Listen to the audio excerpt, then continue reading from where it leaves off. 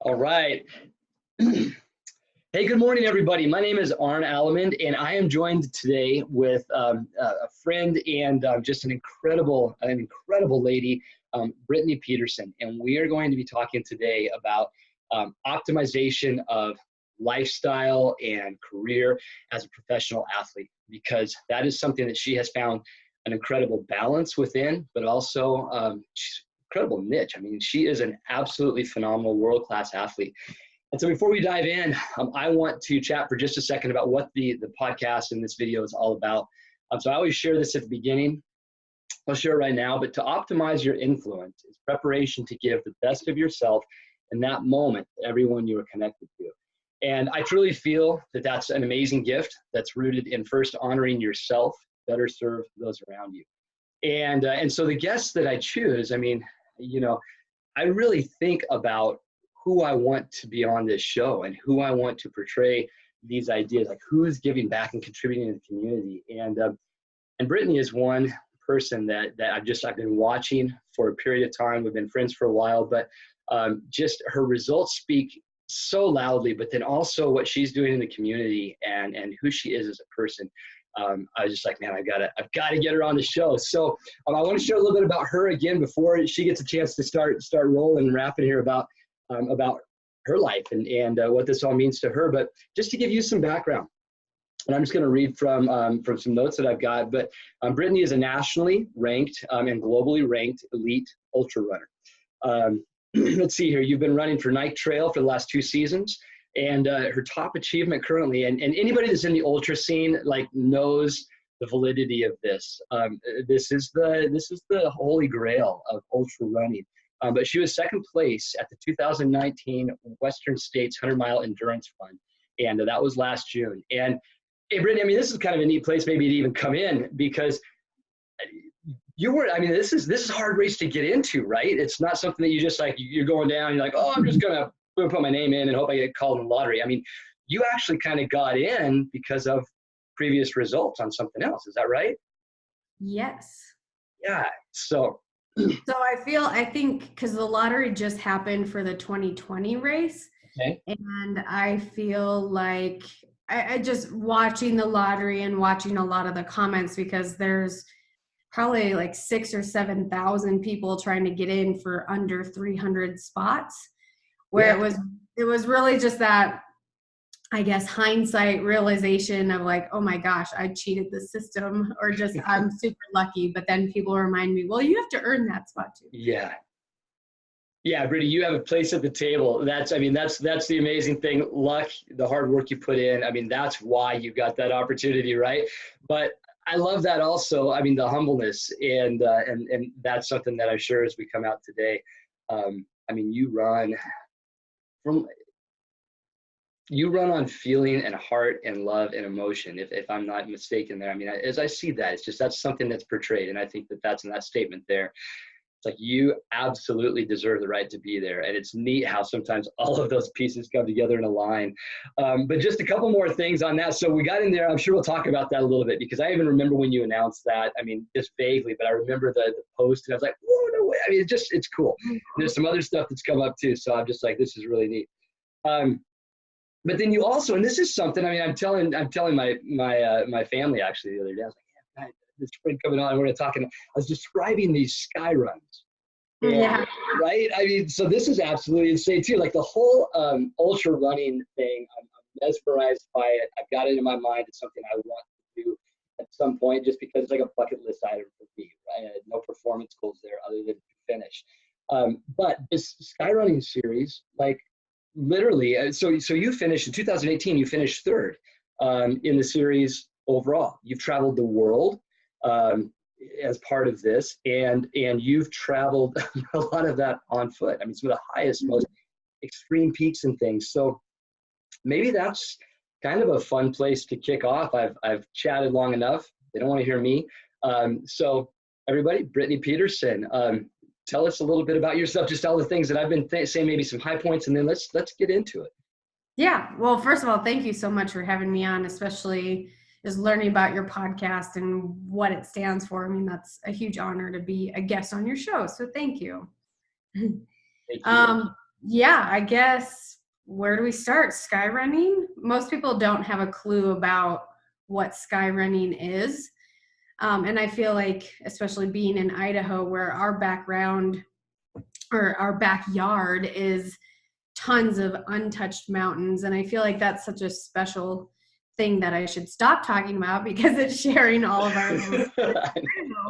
But I feel like we are so lucky that, just within a few hours of Boise, as well as a few hours of Eastern Idaho where I am, I mean, there's so many different mountain ranges. And that was kind of the natural segue of I grew up in Minnesota, moved to Boise in 2009 for school, finishing my master's degree in occupational therapy, which got me to out west and to Idaho kind of randomly because I wanted to go to Colorado. Okay. And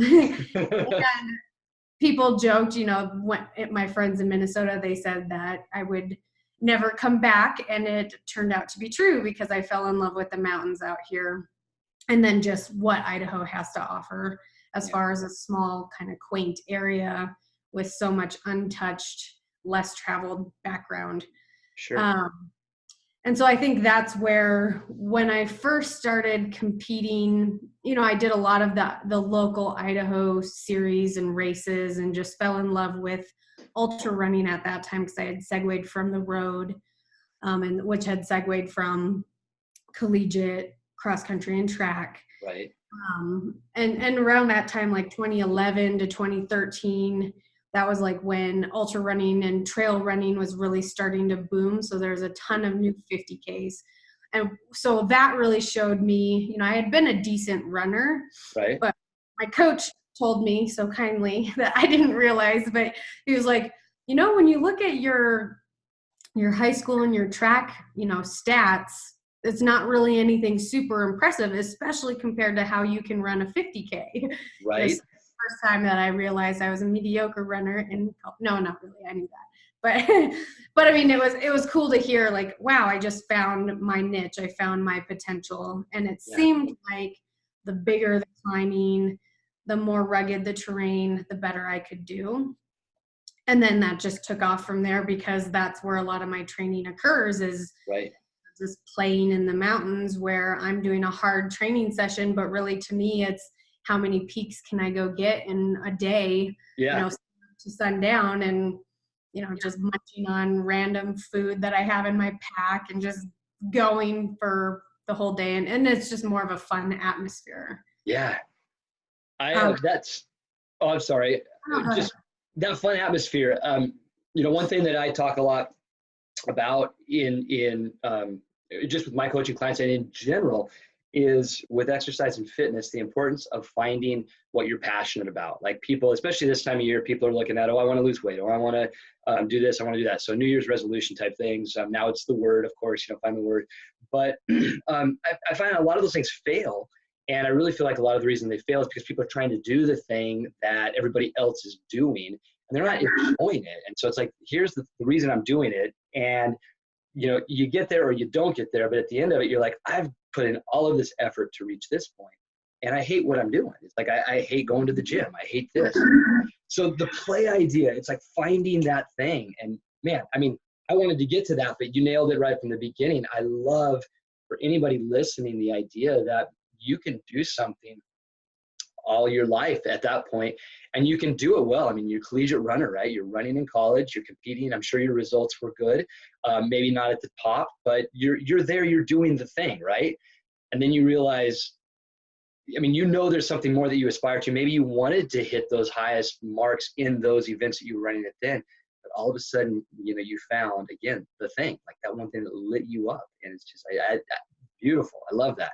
Well, and I think there's a cool thing, because I look back on my college experience running, and I mean, I was at a D3 school where it was a family. Like, that was why we ran. Yeah, we did pretty well as a team, and obviously we wanted to meet goals and get better and things like that. But I mean, we celebrated. Some of those people are still like my lifelong friends, where I think you hear the opposite of like D1 highly competitive programs, and those runners don't run a step after college. So I think it was kind of a little blessing in disguise of, sure, just setting me up for having the career that I'm having now, because it just solidified my love for running in a social context where we were doing that all together, where now it's kind of created over time this innate drive that I have now to do a lot of the hard workouts that I'm doing, and oftentimes by myself. But I can fall back on just having that love for running, and then tying that into finding my niche in running, and certain workouts or certain runs are more leisure versus like actually like going to the track and all that mile repeats or whatever. Yeah. Can we dive off there for just a second? Yeah. Something that I believe in and use regularly. I've got, this is called an Aura ring. I've got a Whoop strap. You might be familiar with those companies, but I use them for myself and with others to monitor my progress as an adult athlete and a daddy and, a professional and all of this stuff. I found that I always just, more was better. And that was always my mentality. More is better. If I'm not doing it, I'm a sissy. I need to suck it up. Who cares if you're tired? Everybody's tired. Who cares if it hurts? All this stuff. And what I have found since I've started using these tools is that it's given me some freedom in my schedule to say, oh, you know what?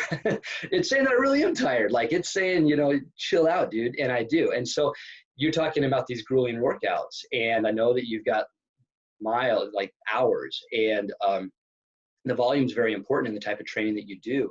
How do you monitor your recovery? How do you monitor your intensity on a day-to-day basis and keep the balance there? Do you have any tricks or secrets or tools that you use? I mean, I think so. I tend to be a lower volume athlete, and part of that, I always love hearing different stories of other people, because it's like when you work full time, you just really can't do 2-a-days every day, hours and hours of different types of workouts without burning out and crashing to rock bottom pretty quickly. Right. So I feel like, and that's a tricky balance a lot of the time, of balancing the pressures to do more, because this is a sport where it seems like the more you do, the better you're going to get, which is totally not true. But there's a lot of things kind of pushing your head in that direction. So I'm pretty mindful of that. Where I think that kind of ties into really just focusing on what I'm doing.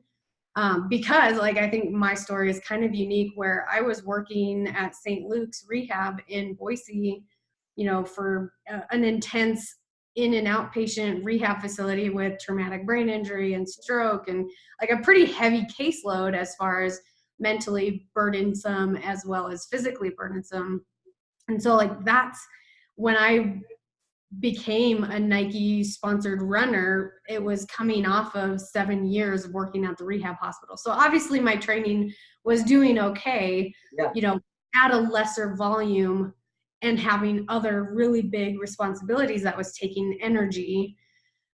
So I think perspective is huge, which you need more. I have a good support system around me, where my boyfriend, Cody, another sponsored runner, he is always a huge reminder of,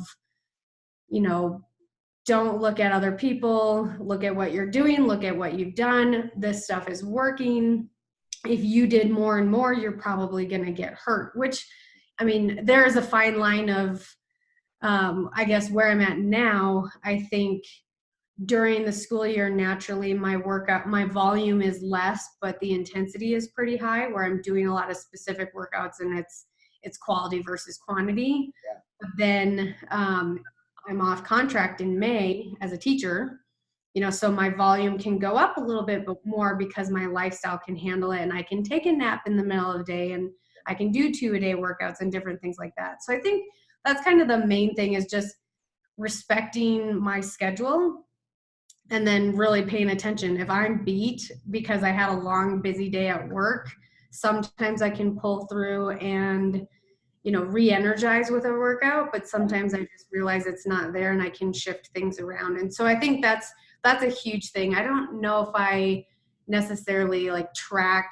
or my watch will tell me. I've been looking at my watch lately, and it's saying stressed, and I'm trying to figure out why it says that. So there are external features as well. Yeah, okay, well, yeah, I guess. But yeah, so I think the main thing is just really keeping my headspace in the right place of focusing on me and not comparing, and then looking at successes that I've had, knowing that, I guess, just trusting in the training that I've been doing. That's brilliant. So in a sense, it almost sounds like your schedule, your work schedule, and your competitive schedule align really well, but it sounds almost like your work schedule keeps some of the balance in place. But you're mindful of that also.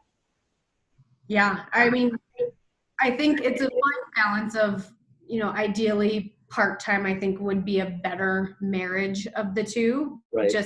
Which is something, professionally I'm working towards, but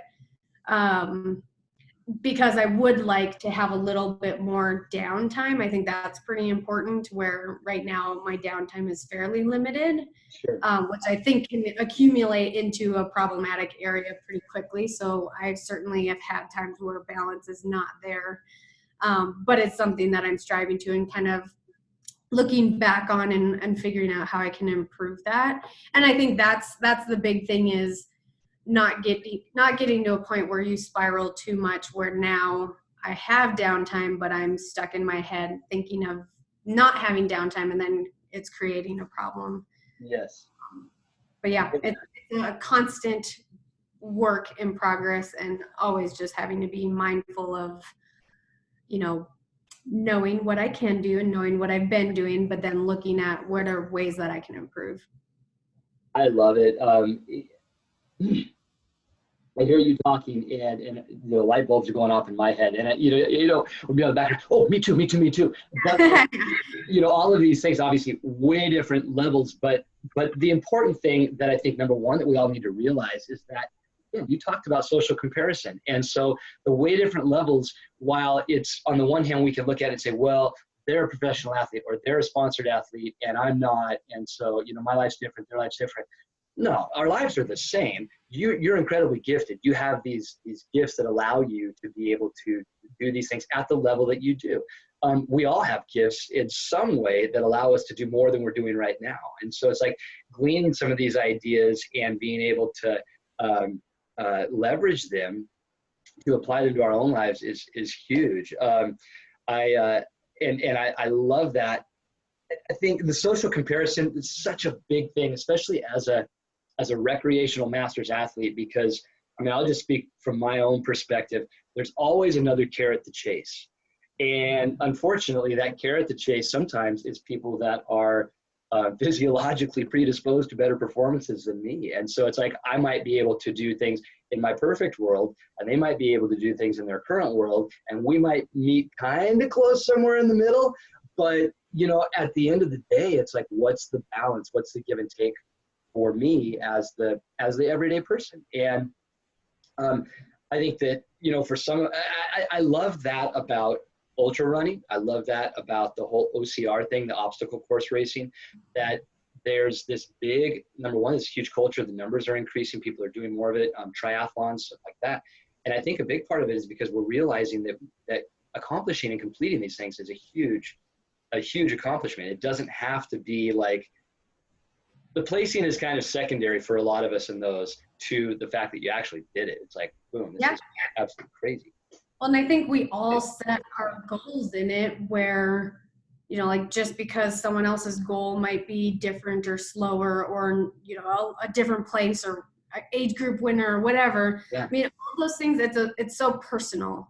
Yeah. Where I'm going to set a goal and I'm going to work towards it, and I'm going to push to the extent that I can, and hopefully accomplish that goal. And no matter what it is, I think that's the cool thing. Like, one of my favorite race experiences, this was several years ago, but it's the race that my coach runs and Cody runs, the River of No Return in Dallas, Idaho. And my coworker and friend did the 50K on her 50th birthday. So it was her first 50K on her 50th birthday. And it was her and two other women that were struggling at the end of the race. And they pushed each other. And those three were almost like bonded friends by the end. And I happened to win the race that year. Yeah.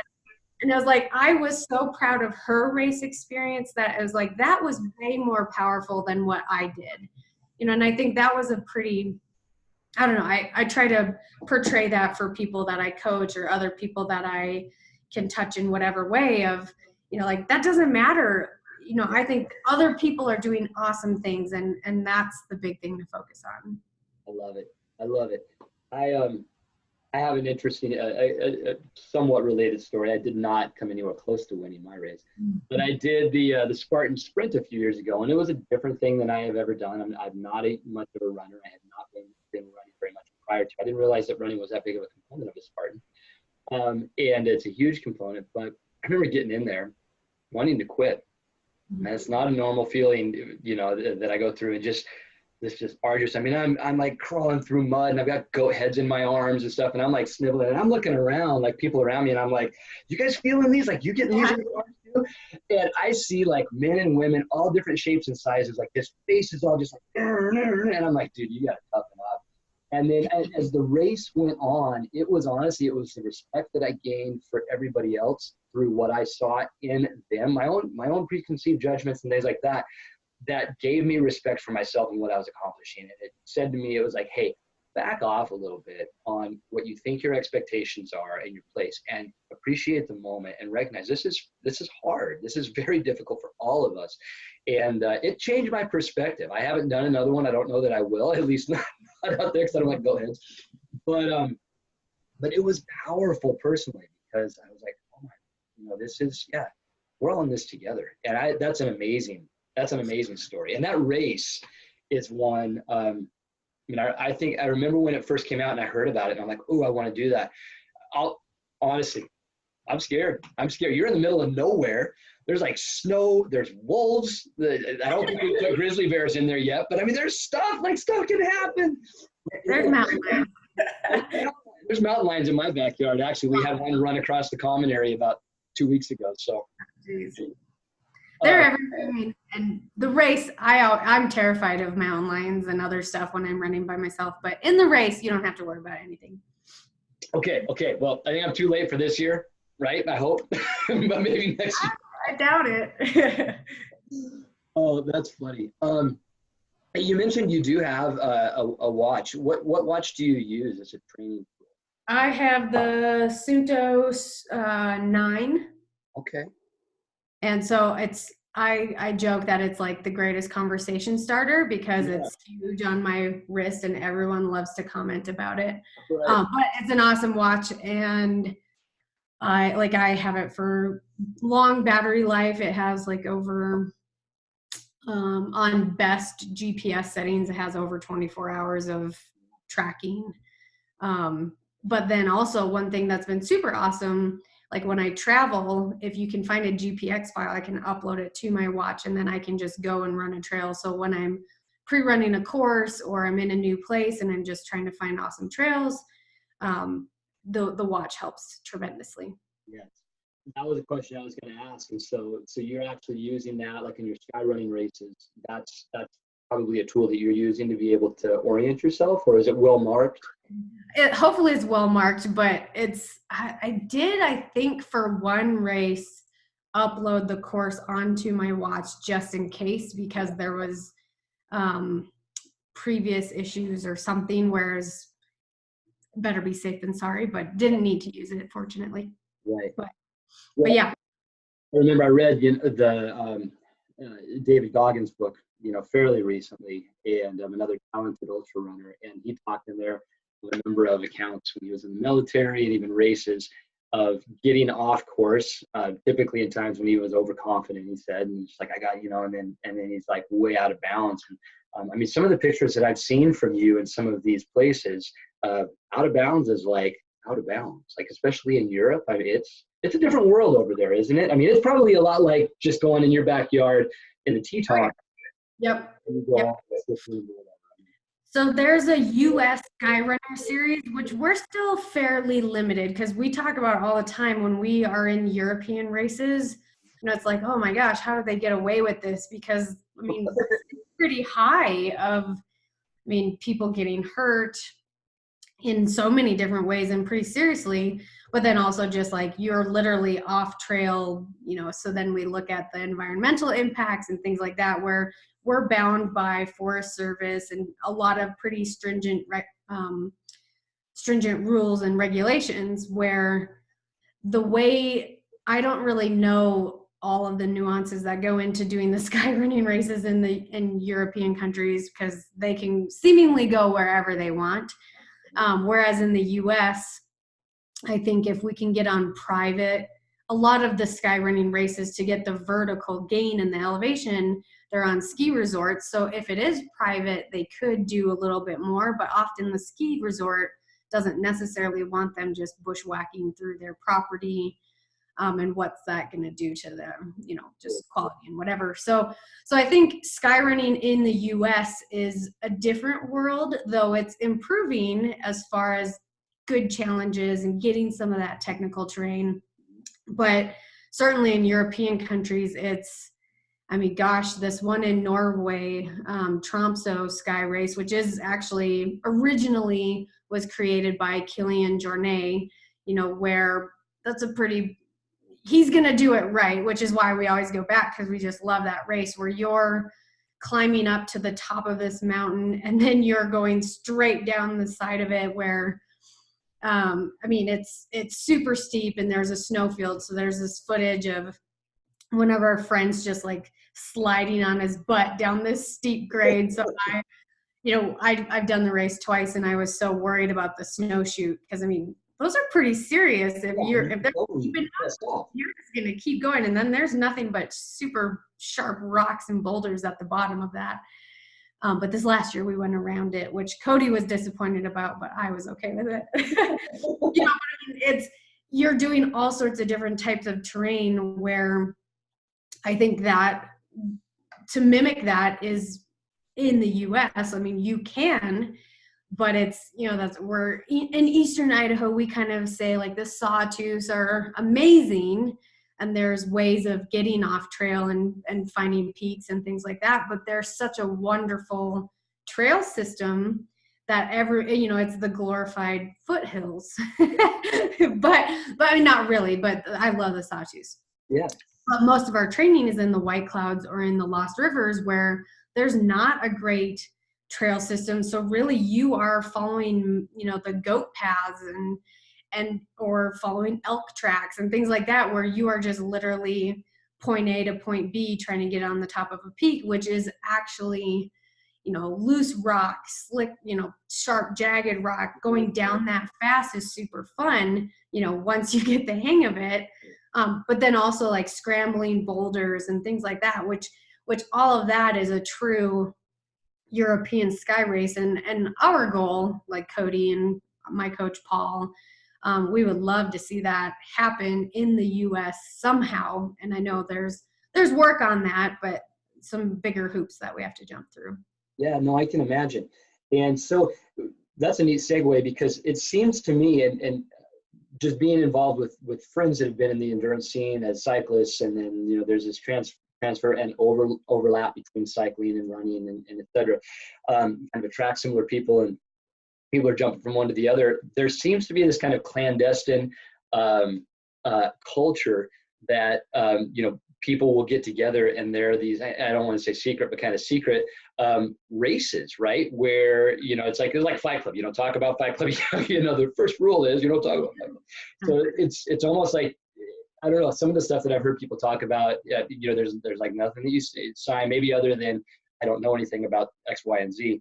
And then you go out and you're supposed to have a plan. You got to have your bag and all that, and you just go. And so I remember you posting something about a challenge, and maybe this is more formal, maybe it's not, but of climbing, or I think it's summiting. You guys ran it, if I'm not mistaken, but the highest peaks in Idaho?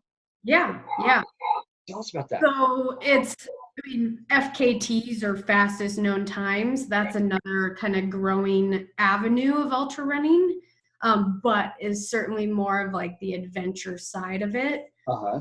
So I have the women's FKT for all of the 12,000 foot peaks in Idaho. So there's 9 of them, and doing them consecutively. So I kind of joke too, because 7 of them are in the Lost Rivers. So it's the whole Lost River Traverse, which most people, I mean, we were out there for a day straight, and we saw some people at one lake like early in the morning where, you know, like they had no idea what we were doing, where we just stumble off, Mount Idaho and come across them like packing up their camp for the morning. It's like we had been out since 5 p.m. the night before. Right. But I think I'm the only woman to have traversed the whole Lost River range, which granted I was with 2 other guys, Cody being one of them, where that's essentially, he grew up in the Lost Rivers, where he has the men's FKT that another sponsored runner here in Pocatello, Luke Nelson, he runs for Patagonia. He's a huge, his niche is very much projects and FKTs and just rugged. He's kind of was an influencer for us as far as getting into the Skyrunning Series and things like that, because he did that years ago. But he had the men's FKT with one of his friends from Salt Lake area, and Cody was just hoping to, shave an hour or so, but he like shaved, it went, I forget, it was over 24 hours to Cody ran it in like 20 hours 2 summers ago. So I had a very good tour guide at the time to help me. Well, I think that's an important thing that I actually want to come back to in a little bit, but it's that guidance, it's that mentorship, it's that tutelage that we get. It's like nobody does this alone. Man. I think and mine, so I kind of just stumbled across it because we did it in 2016, and our friend from Montana, Nate Bender, he wanted to do the Idaho 12ers because he always came up to Chalice area and was one of the crew that we always went and did peak bagging together. So he had this goal. In 2016, I was actually injured. So I wasn't running, but I could hike, so I was like, well, I guess since I can't race, I'll just do this thing with Nate. Where it's kind of funny because, I pull off this like 100-mile effort, this 36 hours in the mountains injured, but I could hike. I just couldn't really run.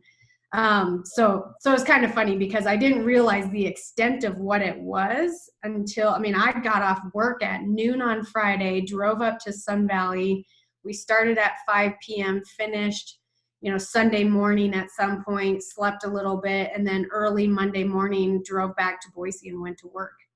Like that. I don't know. It's just crazy. Yeah.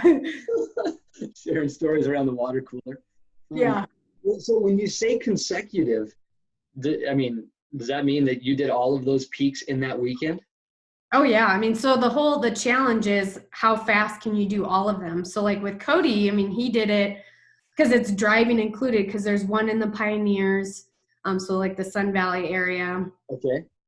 So there's multiple different ways you could do it as far as trying to cut down speed, because there's drive time included. So then you drive to like the traditional ways. You start on Hindman in the Pioneers, somehow drive to the start in the Lost Rivers, which is Mount Bora, and then you do the whole Lost River Traverse without any support. So that's 7 of them. Come down Lost River Peak, get in the car, and you drive over to the Lemhi's, where there's the last peak of Diamond Peak. So there at that point, I think it's like over an hour of driving, and then getting to the trailhead and things like that. So most people will go and do, 1 or 2 a day or whatever, but the challenge is how quickly can you link all of them up to make it the fastest known time. I love it. Did you guys have a driver, somebody that just sat and kind of, Yeah, so this is where the Lind family is pretty intense, where like with Cody's, because Cody did, when he went from Leatherman to Mount Church, the way we went was we had to drop all the way down, go past Church, climb back up, go up to Church, and then double back on ourselves to Donaldson. But Cody stayed high from Leatherman to Church, which is pretty sketchy. Sure. Like not a lot of people do, or people should not do that. Right. Where Paul, I remember Cody called Paul, his dad.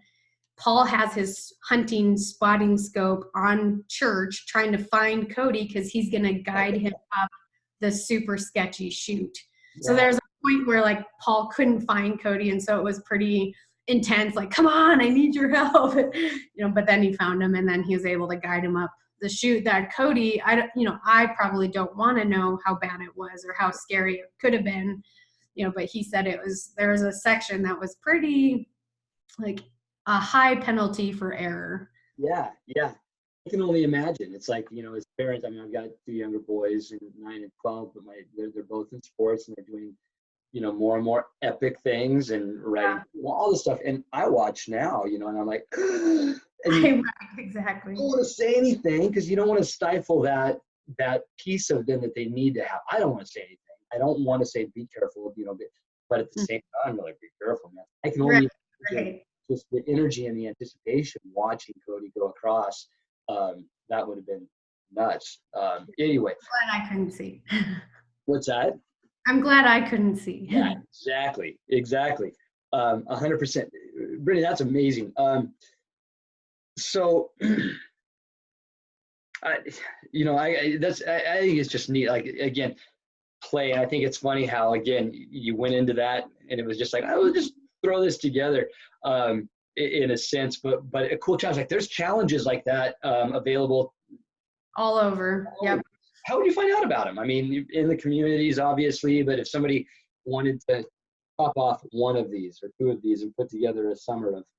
So it has grown tremendously over the last few years. So there's a website, and I actually don't know what it is, but it's either fastestknowntime.com or fkt.com or something like that. Or if you just Google FKT or fastest known time, there's a whole website where, even like the Alice Toxaway loop in the Sawtooth, that's the fastest known time route.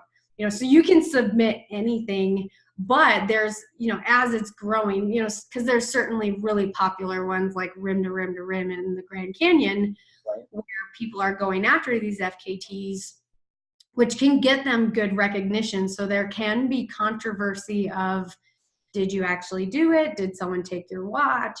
Things like that. So there's rules and regulations because it is a honor system, but I think there's more and more going into it of, you have to like take your starting photo, you have to have your GPX file, you have to have a finishing photo or something like that. And it's probably not a bad idea to have people knowing what you're doing. And like Cody, when he went for the 12ers FKT, he put an announcement, on social media and tagged Luke Nelson in it, who had it before, and Jared Campbell, and just said, like, I'm going for this FKT. So, I mean, there's different ways of making it formal, but then there's the small ones like the Alice Toxaway where it's maybe not as well known or whatever, but it's still a big deal because I know like Cody, another local runner, Ben Stout, they've been going back and forth on the Alice Toxaway Loop FKT. I love it. Yeah, so there's a whole bunch. Like, we were looking at, we want to do a fun, adventure over Christmas break here. So I was looking in California, what are FKT routes available? And like my home state, I want to go do some stuff on the Superior Hiking Trail, and there's a big FKT there. So that whole website is where you could go and find all sorts of stuff. Love it. Or create new ones. Yeah, exactly. I think that's part of the adventure, right? And you can. Absolutely. Yeah. So like Nate Bender, the friend that kind of spearheaded us doing the 12ers back in 2016, he made, because now they do like at the end of the year, this time of year, they do top 10 like FKT of the year, as well as ultrarunner of the year and things like that. So Nate last year he linked, something, if we knew the extent of it, he did all of the 11,000, they might have been 12,000 foot peaks in Montana. So the Beartooths Challenger, he made it up. He had been out there for multiple summers hitting all these peaks because it is so far back there, and there's like 32 of them or something, whatever it was.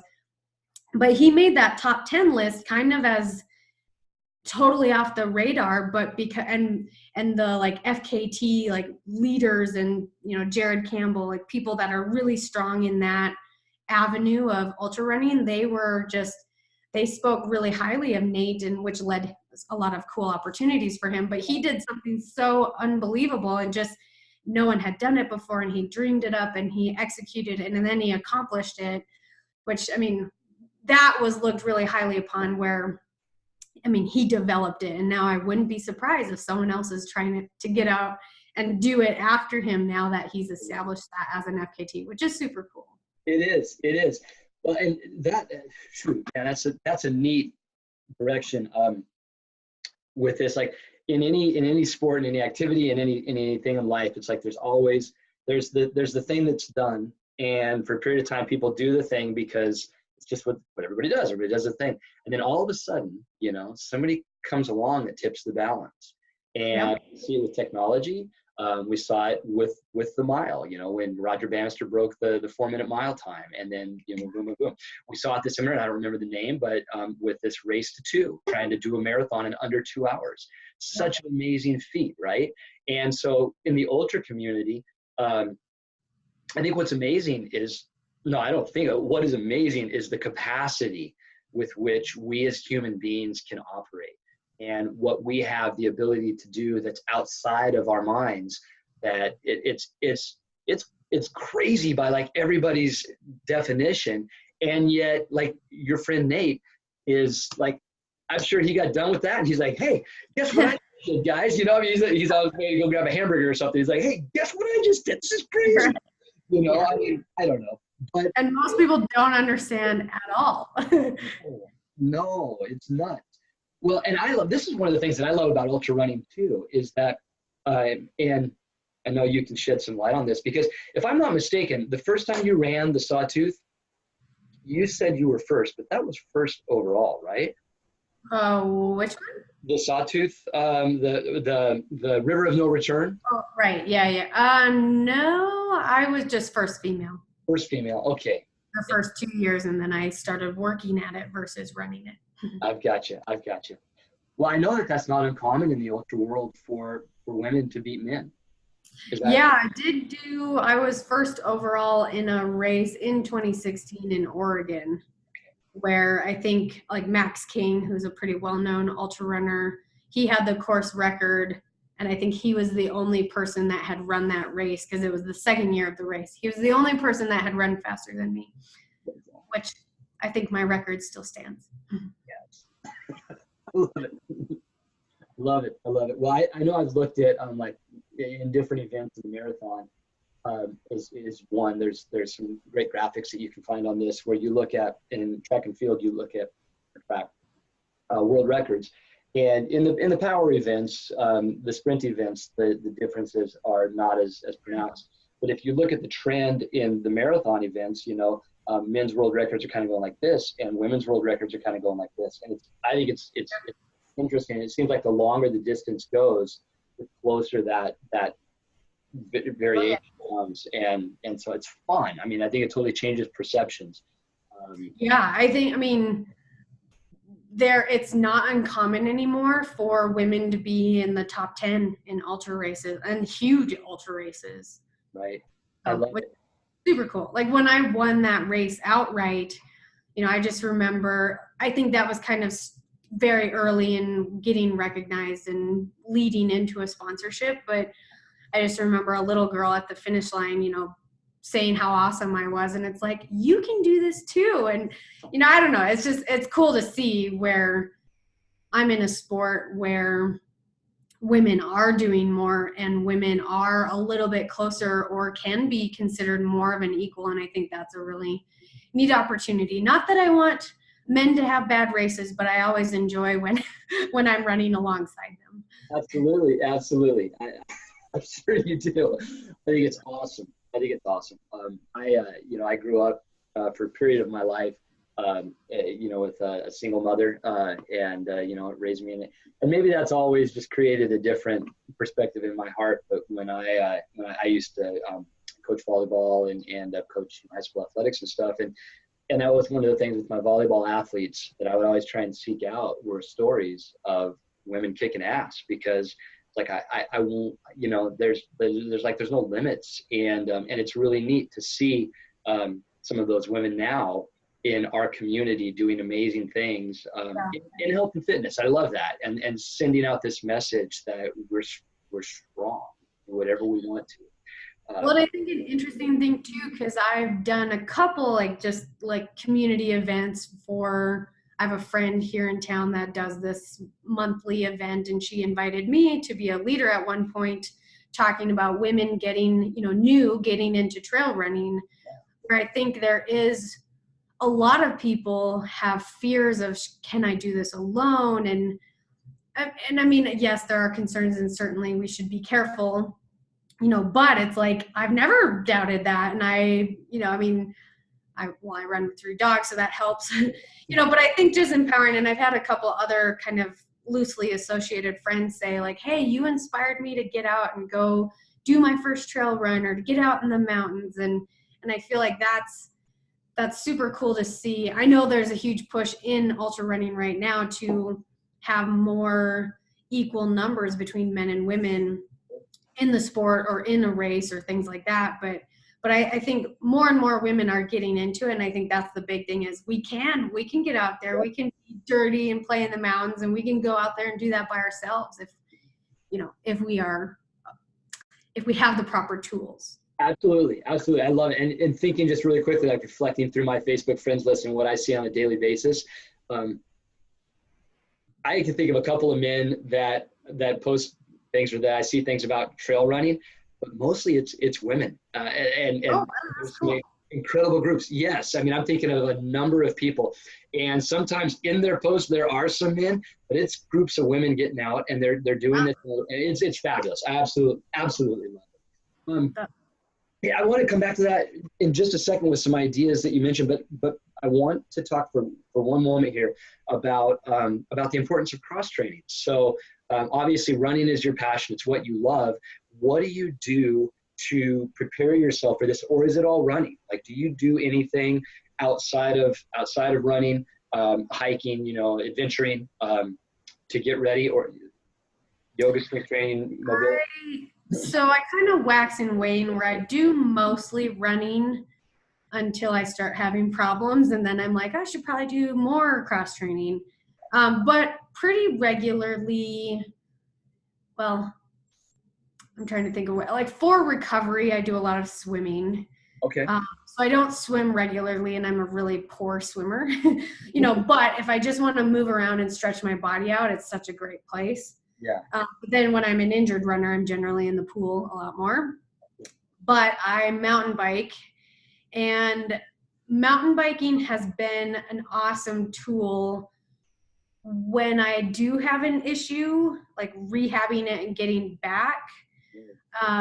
But also it's hard because I'm not a super great mountain biker. So it's the easy recovery day, but it just kicks my butt. So it's not really an easy recovery day. So that's where I think I tend to not use it consistently. But like right now I have some hamstring issues, which I'm not allowed to bike right now. But prior to discovering this, I was biking a ton because my knee wouldn't hurt when I was on a bike. There's less impact. I can still be on the trails and get that endorphin and just feel good while still pumping and getting good cardiovascular workout and knowing my legs are working hard. So I feel like last spring leading into Western States, like in March, April, early May, I had a foot issue where I had a strain in one of my tendons, where obviously pounding and weight bearing was causing pain, but everything else was fine. And I biked a ton. And then as I was easing back into running, I could build volume with mountain biking. And I feel like that was kind of a huge epiphany for me at that point, of mountain biking saved me and saved Western States. Yeah. How can I incorporate that? And I got a little bit better because I was doing it a lot more consistently. So mountain biking has certainly become a bigger part of my cross training, with being mindful of it is a hard workout and it is not always just a recovery tool.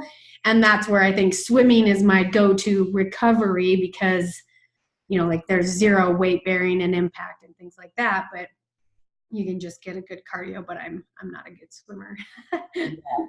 Well, and that might, it is interesting, like the skills involved in some of those other sports, like even mountain biking, the skills involved in bike handling piece of it can be something that either works in your favor, keeping you suppressed a little bit, or possibly even works against us because we're managing so hard trying to keep our position on the bike that we're tense, right? And that doesn't lead. I mean, that actually increases our workload at any stress point. So it's awesome though. I think I love, you know, before we started, we chatted a little bit about your injury and the fact that, you know, while they're difficult, injuries are difficult and they're frustrating, sometimes there's a blessing in the curse, and that it causes us to reevaluate how we're training, what we're training, and makes us do something different. And like, well, and I mean, I think in ultra running, especially since the popularity has significantly increased and then opportunities keep occurring, you know, where I could travel all over the world and race every weekend if I wanted to, you know, so it's no longer, you know, winter is downtime. You know, it's my golden ticket race that got me qualified for Western last year was in January. It's like this weekend, right. or maybe next weekend. But, you know, so it's your season, you're losing your off season, which, I mean, my doctor and my physical therapist are phenomenal. So they have this talk with me of, you know, like, there's kind of this social media effect of you see this person doing a lot and this person doing a lot. And I think when we get stuck in that, like, I want to do more, I can pull from all these people that are doing so much. But they kind of brought up, which was interesting because it's probably true, you know, where I'm probably lumping multiple people together to kind of see this year-round hard race after hard race after hard race when I'm not really seeing somebody's true downtime. And not, you know, I've had downtime, but I'm one that, you know, I think we all struggle with, am I going to truly do downtime and get out of shape, or should I be doing all of these extra things? So I had been doing all of these extra things, which really wasn't letting my hamstring rest. So then they grounded me to no running, which is really, I mean, it sucks because I obviously want to do that. Yeah. But it's kind of that needed time of, I want to be doing this for years and years to come at a competitive level if I can, where, I mean, what kind of sold me on taking the time off, because I had to bail on a race in the meantime, but they said, if you did this race in February, you know, what would you say if it gave you greater than a 50% chance of not doing Western, or, you know, being injured for Western states? And I'm like, no brainer. I don't need to do the race right now. Like, this is the perfect time to have downtime and to do other things like swim and to really work on some of my mechanical issues or whatever. I mean, where we all have things that we can improve strength wise.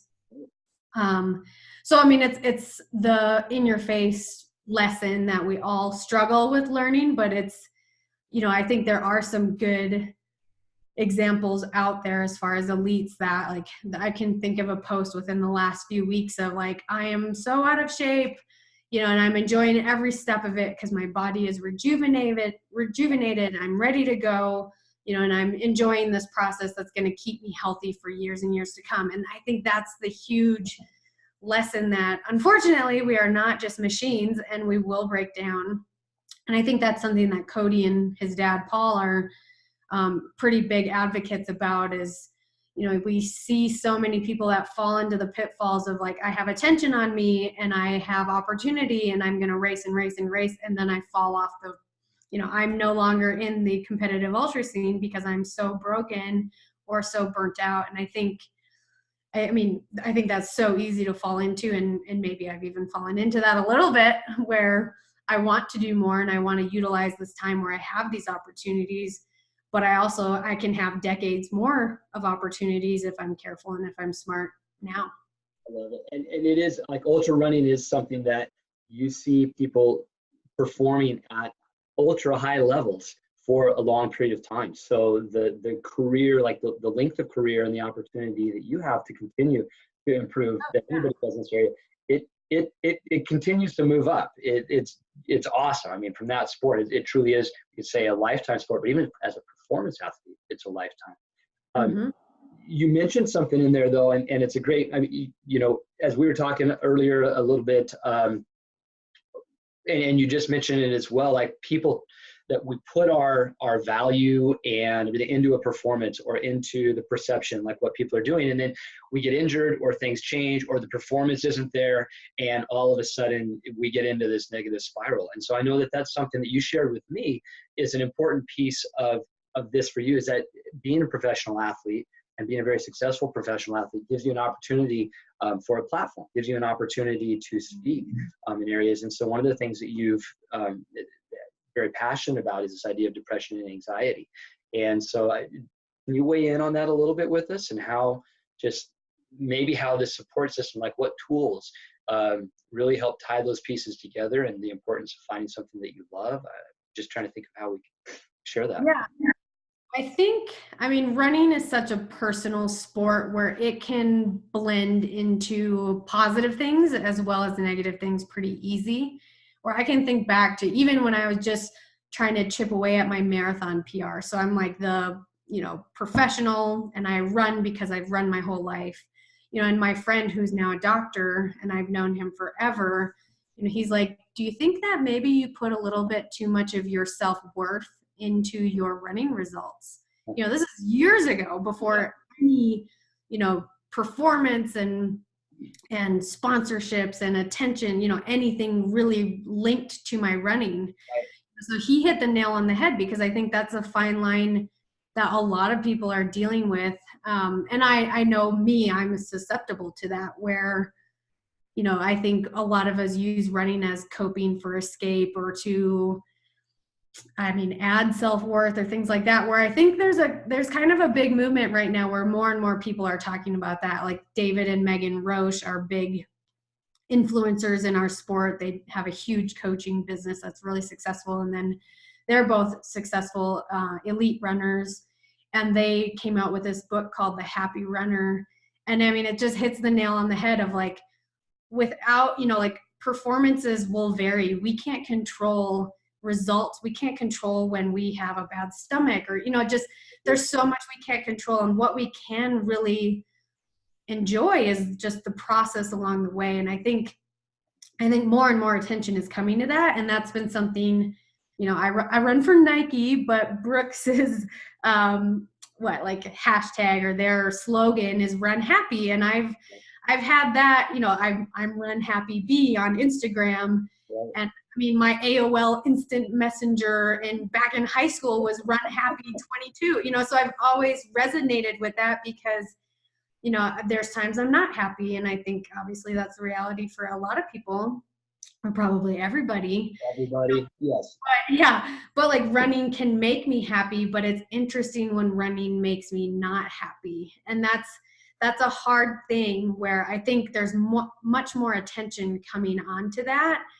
But it's something I'm passionate about, because actually some of my posts that have been when I'm not happy have been some of my most, popular or liked posts, which, I'm mindful. It's hard in this sport where gaining attention and having good results and having more followers and things like that give you more opportunities. So you want to, play that game or be in that business, but you also need to really keep that mindset. And that's where I feel really scared kind of for some young people that grow up on that, where I'm a fairly well settled person and I can fall into some of those struggles of like, oh, someone, like so-and-so has more followers, or this person, I only got so much attention on this post, when really it's like none of that stuff matters.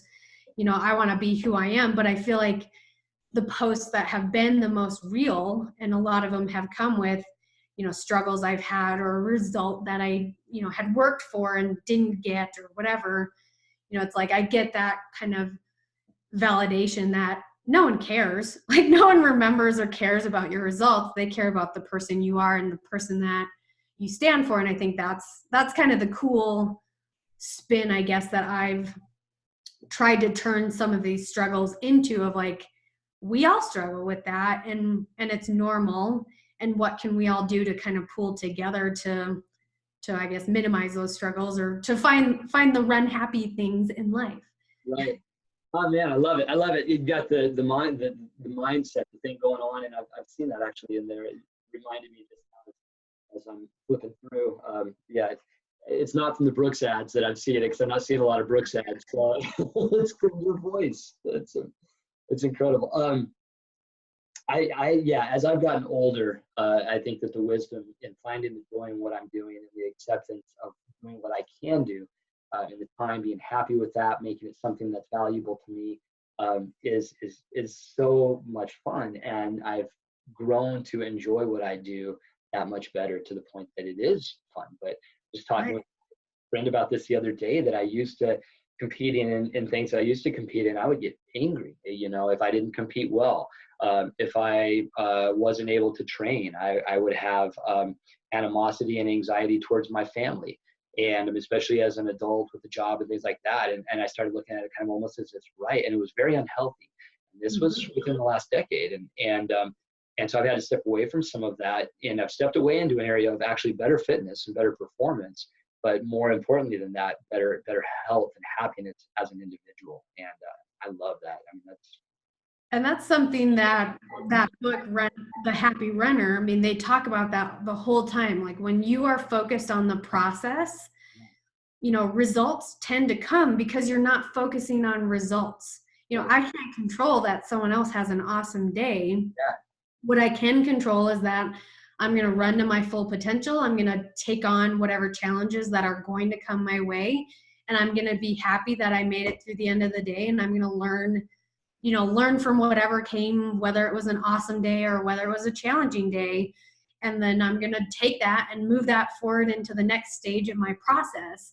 Because they talk about that, the whole bell curve of, we're going to hit our peak and then eventually we're going to start tapering off. And that's just reality of, as we age, where what's that going to be like when I'm not hitting marks, and then if I'm not preparing for it now, or if all of my marbles are, or eggs are in one basket of just being fulfilled by results, I'm going to be pretty miserable at some point.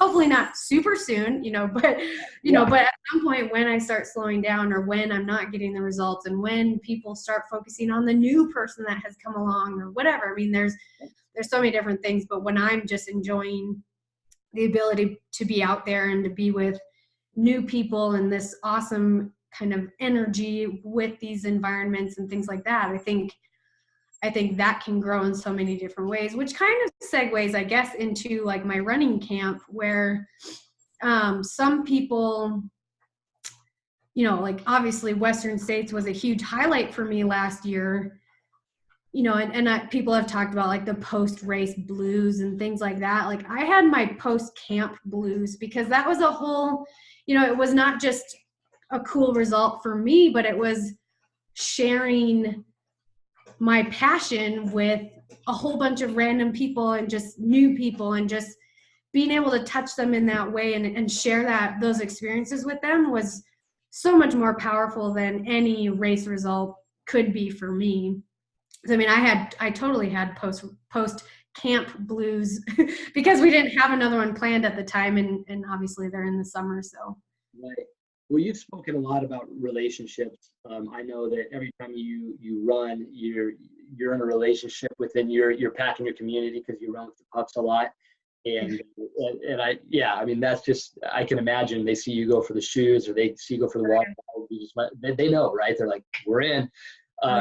And then you've got friends, and it's very social. And so that's the piece, being able to give back. And so, yeah, I'm glad you brought that up, because I always like to keep these, around an hour. I think sometimes we could go for 3 or 4, because I'm fascinated and I love hearing what you have to say. But that's an awesome segue, because you have, first off, you have spoken throughout about the relationship that you have with people in your life. So I asked if you used any tools, and I mean, to monitor recovery and stuff. And the tool, in my opinion, from what I've heard, is your community, your support system, your PTs, your coaches, that everybody is collaborating and they're working on helping you with that third party 60,000 foot view of this is where you're at, this is what's going on, and this is what we want to do this year. So this is what we want to do in life. So how are you going to do that? And the value of coaching, obviously, as an elite athlete, if you were an elite athlete and you don't have a coach, people are like, what, really, you do this on your own? But bringing that back to the regular person, the quote unquote regular person, recreational athlete, whatever, the rest of us, the value of a coach in our lives, is it any different? Is it any different? Yeah. No, I mean, I would say like we all can benefit from a coach. And I mean, I think because like Cody coaches himself, but he's running into, and then he coaches, but he's running into, like, I think I would do better if I had someone that gave me that, that 60,000 foot view, like you said, because and then I think, and he'll say to me, like, you're a coach now, so you need to be smart because, like I'm in my injury or whatever, like I need to rehab and I'll do all of these things and I'm going to be working out for the whole day. And it's like, well, that's not what I would tell someone to do. So I mean, I think it's just the checks and balances that, I mean, are so important for each and every one of us.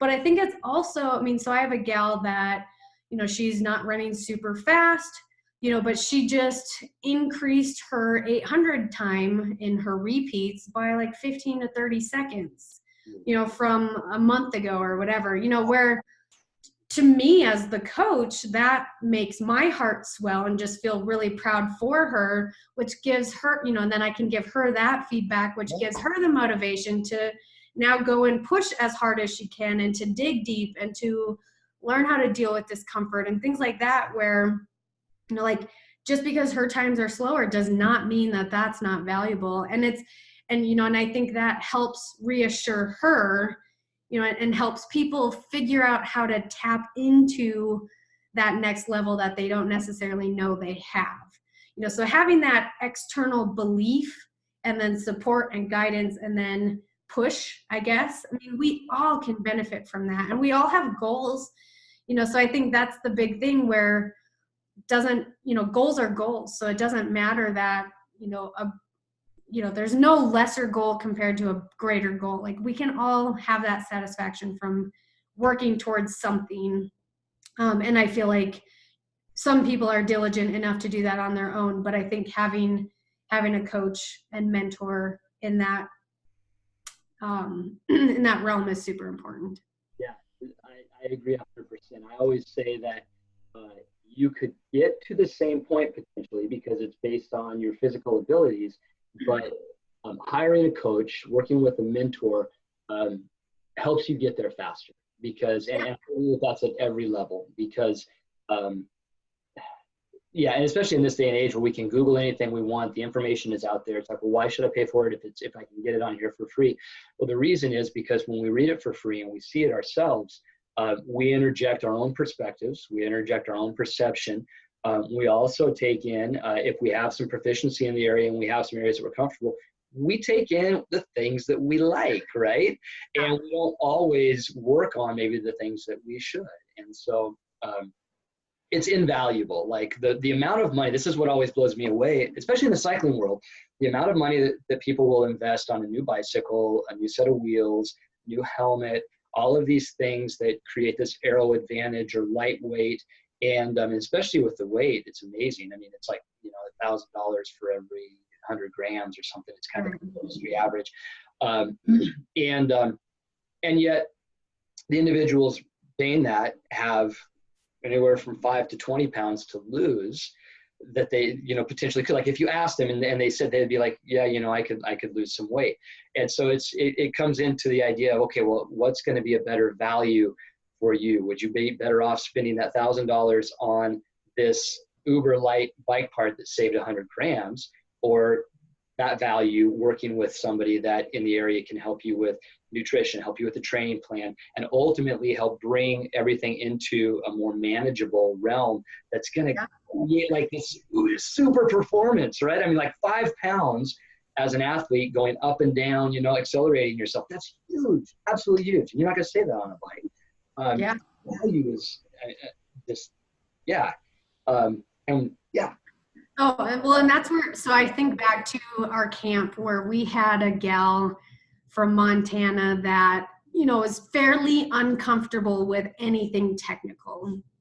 And I remember, hanging out with her, and I felt like I was being my therapist self. I mean, I'm a rehab therapist that's a passionate runner also, where I feel like it's such a great blend where, I mean, because I had a client one time tell me I was a pushy little broad in a very loving way, because I was, I say I'm, I forget what I say, but it's basically I'm persistent. Like, as a therapist, you have to be persistent to help somebody with their rehab goals. So the same thing where I knew this girl did not need to be as careful on every step on uneven, like rocky terrain. So, I was pushing her in a rapport building way, as a coach, but then also as, kind of that therapy background where I feel like it's just, I think that's why that camp was so rewarding to me, because it blends my professional like work life as a therapist and just how I help people, but then also my passion, or I guess it blends both of those passions where I'm helping somebody, but I'm helping them either find the joys of their passion or the successes with accomplishing goals and things like that, where it's just super, super rewarding. But it was fun to like use my therapy background in conjunction with my running background, and then see, like where she was rocking, like going through this rocky, side hill, doing so much better by the time we ended, from where she started, which was really cool just in a short amount of time. Yeah, I know that just lit you up for days. Oh, yeah.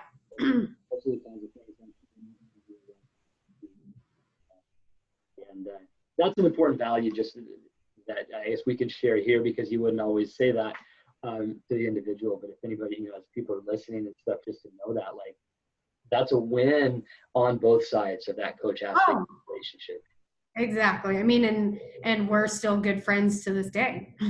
Yeah, man, that's awesome. Well, so I always, at the bottom, I will be creating or including links so that everybody can get in touch with Brittany. And your website is BrittanyPetersonRuns.com. BrittanyPetersonRuns.com. And you still got spots available for your camp coming up this summer. We do, yeah. We have 2 dates. Okay. 2 dates in, I think, mid-July and early August. Okay, awesome. So I'll also include those links down below. So I'll have the website, and then I'll include the links down below. And then I'm sure you're on Instagram. Well, I know you're on Instagram, and you're on Facebook. And so I'll include those down below also, so people can give you a follow and get in touch. And Brittany, I mean, this has been amazing. It's been so much fun for me because, just to be able to hear just a kindred soul and spirit speak about something that you're passionate about, that you're incredibly talented at, and then also that you're giving back and you're contributing to others and helping them to do it at a greater level. I love it. Is there anything, I guess, any final words or thoughts that you would have to leave with us, just in terms of putting all of this together, and for the person that's out there maybe wanting to start, or maybe they're involved, like, I don't know, how do you keep moving? How do you keep going? I mean, I think the big thing is, if you would have asked me 2 years ago, 5 years ago, 10 years ago that I'd be where I am now, I would have never believed you. Where I think that's the big thing, where, you can come from mediocre college runner, full-time employee, and I'm running as a passionate runner, to becoming a professional runner. So I think that's the big thing, is like, there are no dreams too big. Like, dream big, work with it, find a good group. I mean, I think just the running community is so phenomenal. And I know, like, Boise has so many different little pockets of great groups that are getting out and running, where I think that's just build your love of running. And then some of those goals can slowly become more and more achievable.